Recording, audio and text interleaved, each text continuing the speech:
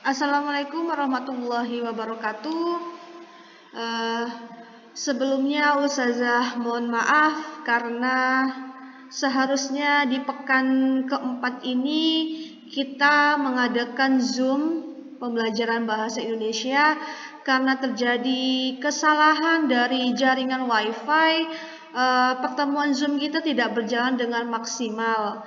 Jadi dengan adanya kendala tersebut, Ustazah menghentikan Zoom untuk hari ini dan Ustazah alihkan ke video pembelajaran seperti yang sering kita lakukan di semester 1.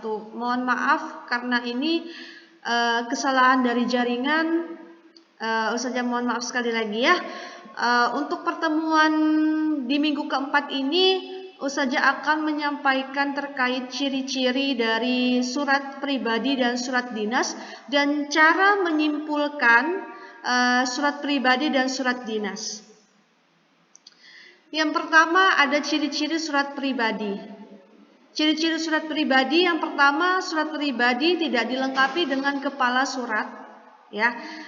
Surat pribadi tidak memiliki nomor surat. Jadi surat pribadi itu, kop surat itu maksudnya adalah yang ada di atas, nanti akan Ustazah tunjukkan ya, akan Ustazah tunjukkan bentuk suratnya. Nah, yang kedua, surat pribadi tidak memiliki nomor surat. Nah, kalau nomor surat itu yang mengeluarkan adalah dari instansi yang bersifat resmi. Selanjutnya ada salam pembuka dan salam penutup. Dalam surat pribadi sifatnya non formal dan santai. Nah, di surat pribadi dan surat dinas ada pembukaan dan ada penutupnya. Nah, kalau yang di surat pribadi ini kita menggunakan bahasa yang non formal dan santai. Tetapi walaupun santai, kita harus tahu bahasanya seperti apa, ditujukan ke siapa, kita harus mengetahui agar bahasa tersebut mudah atau kalau untuk orang-orang tertentu, misalnya nenek, ibu, dan kakek, dan lain-lainnya, kita harus menggunakan bahasa yang sesuai dengan orang yang mau kita kirimkan surat. Nah, lalu bahasa yang digunakan disesuaikan dengan tujuannya. Nah, ini tadi tujuannya ke siapa. Walaupun tadi surat pribadi tersebut tidak formal atau menggunakan bahasa santai, tetapi kita harus tetap memperhatikan siapa yang akan kita beri surat tersebut. Jangan isi surat atau bahasa surat tersebut menggunakan bahasa yang memang tidak pantas untuk kita sampaikan kepada orang yang lebih tua dari kita. Ya, ke orang tua kalian menggunakan bahasa yang sedikit agak-agak kasar ataupun bahasa sepermainan kalian, bahasa dengan teman kalian, itu tidak boleh juga. Walaupun dia bersifat tidak formal, tetapi attitude-nya, santunnya harus tetap diperhatikan. Ya, yang selanjutnya biasanya menggunakan bahasa tidak baku. Nah, tadi bahasanya santai, ya. Dia tidak baku, tetapi harus tetap santun dan tidak mengandung unsur-unsur yang tidak sopan, walaupun bahasanya santai, ya. Yang terakhir, format surat pribadi umumnya lebih bebas. Nah, kalau surat pribadi itu sembarangnya kita mau pakai format yang seperti apa, ya, tidak terarah, tidak terstruktur, ataupun lebih bebas. Nah, ini tadi beberapa ciri-ciri dari surat pribadi, ya. Selanjutnya kita masuk ke ciri-ciri surat dinasnya. Kalau tadi tidak memiliki kop, nah surat dinas harus memiliki kop surat serta nama instansi lembaga pada bagian kepala surat. Nah, seperti surat pemberitahuan dari sekolah. Kalau kalian perhatikan, yang paling atas, judul yang paling atas itu, itulah yang dinamakan dengan kop surat. Ada nama instansinya di bagian kepala suratnya. Kalau surat pribadi tidak, karena itu bersifatnya perorangan dan bersifat pribadi, bukan kedinasan. Ya, yang kedua, surat dinas memiliki nomor surat dan juga lampiran sebagai berkas pendukungnya. Nah, surat dinas memiliki nomor surat. Itu yang dikeluarkan oleh instansi tersebut. Dia letaknya ada di sebelah kiri. Nanti Ustazah tunjukkan contoh suratnya. Ya, surat dinas menggunakan bahasa baku dan resmi serta dibuat dalam format tertentu. Ini bahasanya baku. Kalau yang tadi, yang surat pribadi itu tidak baku karena dia bersifat pribadi, tidak resmi ataupun tidak tentang kedinasan. Ya, dibuatnya dalam format tertentu. Ya. Selanjutnya, pada bagian surat terdapat salam pembuka dan salam penutup sebagai bentuk kesopanan dalam komunikasi melalui surat. Ya, ini sama dengan ciri-ciri surat pribadi. Pasti ada pembuka dan salam penutupnya sebagai bentuk kesopanan. Kalau di dalam surat pribadi, salam pembukanya biasanya hai, apa kabar? Misalnya begitu, assalamualaikum. Nah, itu surat pribadi. Terus salam penutupnya, udah dulu ya, besok kita sambung lagi. Salam kangen dari sahabatmu. Atau waalaikumsalam. Nah, itu untuk surat pribadi. Kalau untuk surat dinas, biasanya dia sehubungan dengan surat ini, bla bla bla bla bla. Untuk penutupnya, atas perhatiannya saya ucapkan terima kasih. Saya akhiri wassalamualaikum warahmatullahi wabarakatuh. Nah, kalau untuk surat dinas seperti itu. Contoh-contoh pembuka dan penutupnya. Ya, tetap dalam bentuk kesopanan. Walaupun dia dalam bentuk surat, komunikasinya harus dijalankan kesopanannya. Selanjutnya, surat dinas harus dilengkapi dengan stempel atau cap dari instansi lembaga yang mengeluarkannya. Nah, ini yang lebih meyakinkan bahwa surat tersebut resmi dari instansi karena terdapat stempel atau cap dari instansi tersebut. Misalnya, surat yang dikeluarkan oleh SMP IT Darussalam kepada siswa-siswi SMP IT Darussalam. Di dalam surat tersebut ada tanda tangan kepala sekolah beserta capnya, stempel sekolahnya. Nah, itu harus ada di ciri-ciri surat dinas. Sudah terbayang perbedaannya ya? Ada persamaan dan ada perbedaannya. Ustazah yakin kalian bisa menemukan atau menentukan perbedaan dan persamaan dari surat pribadi dan surat dinas. Selanjutnya, fungsi surat dinas. Nah, ia bersifat resmi. Nah, ini fungsinya apa saja? Ada 4 poin. Sebagai pedoman kerja. Nah, misalnya surat instruksi kerja, surat izin, dan surat keputusan. Nah, ini sebagai pedoman kerja bagi karyawan yang bekerja di suatu instansi pemerintah, misalnya surat izinnya ataupun surat yang lainnya. Selanjutnya, sebagai alat pengingat baik kepada pemberi surat maupun penerima surat dinas tersebut. Itu sebabnya surat dinas harus selalu diarsipkan. Nah, ketika kita mengirimkan surat di instansi pasti akan ada penyimpanan surat, jadi pengingat bahwa kita telah mengeluarkan surat tersebut kepada orang tersebut, gitu ya. Selanjutnya, sebagai bukti adanya perubahan dan perkembangan pada suatu instansi atau lembaga. Nah, di sini misalnya ada perubahan jadwal pembelajaran. Nah, itu akan dibuatkan surat juga sebagai bukti. Nah, ini buktinya bahwa ada perubahan dalam penyusunan ini, ada perubahan dalam instansi ini. Nah, itu dibuat sebagai bukti.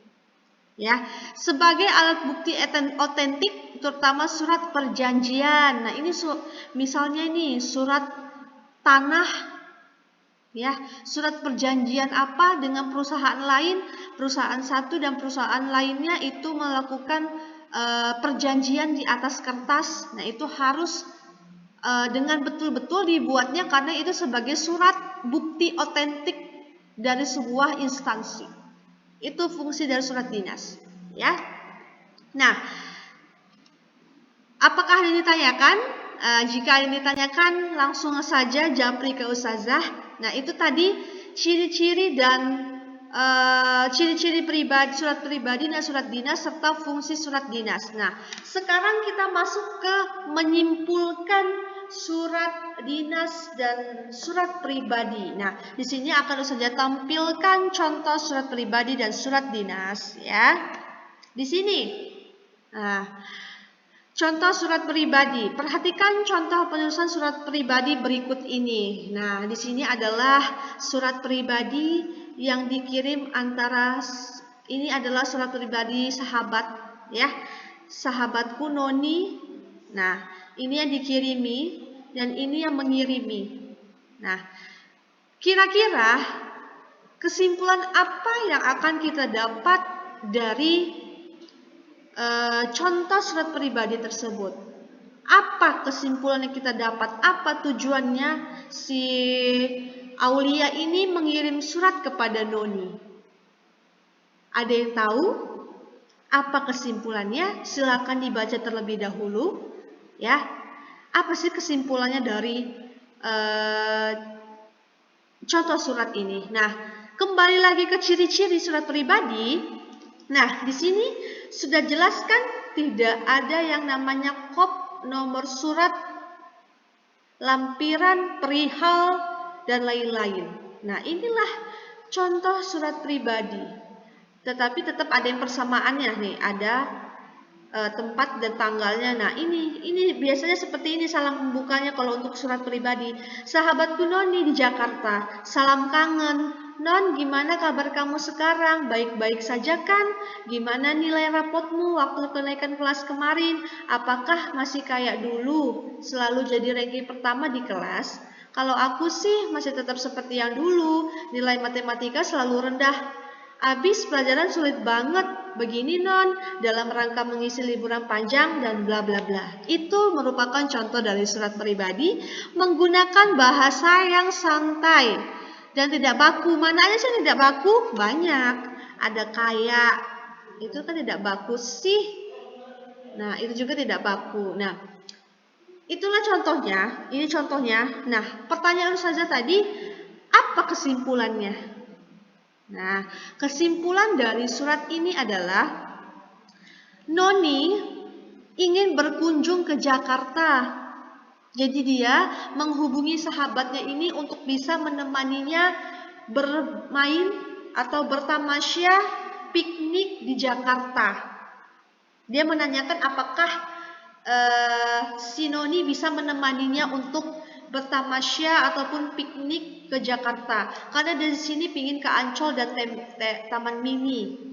Nah, itu kesimpulannya. Kesimpulannya menanyakan apakah sahabatnya ini bisa menemaninya berjalan-jalan selama dia ada di Jakarta. Itu kesimpulannya.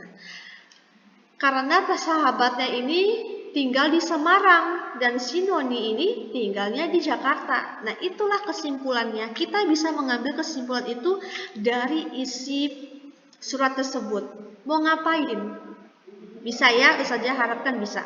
Selanjutnya, nah, ini di sini saja tidak memberikan contoh surat dinas yang ada kopnya, tetapi ini bisa mewakili ya. Kalau yang tadi dia tidak ada perihal, nah ini harus ada perihal. Perihal itu apa? Tujuannya. Tujuan mengirim surat itu untuk apa? Permohonan izin ataupun yang lainnya. Kalau Jakarta 20 Mei ini tetap sama. Nah, bedanya harus ada kepadanya. Kepada yang terhormat guru mata pelajaran di SMP Negeri 3 Malang. Dengan hormat. Karena kita bersifat resmi, karena kita mengirim surat kepada kepala sekolah, kita harus menggunakan bahasa yang baku dan resmi dan sopan. Nah, ini dengan hormat, dengan ini saya orang tua dan bla bla bla memohon Bapak untuk mengizinkan ini ke guru mata pelajaran, mohon maaf ya, untuk mengizinkan anak kami tidak masuk sekolah pada tanggal sekian. Dengan demikian surat permohonan ini atas perhatian dan izin Bapak berikan, saya ucapkan banyak terima kasih. Tak lupa kami sekeluarga mengucapkan mohon maaf lahir dan batin. Hormat saya. Nah, sudah bisa melihat perbedaan yang jelas? Saya yakin kalian bisa tahu, sudah jelas perbedaannya antara yang pribadi dan dinas. pribadi pembukanya begini, dinas seperti ini. Nah, kesimpulannya apa nih?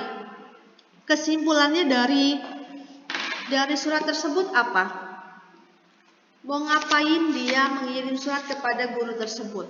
Nah, kesimpulannya adalah permohonan izin tidak bisa hadir dalam pelajaran di sekolah karena ada kepentingan keluarga. Nah, itu kesimpulannya dari surat tersebut.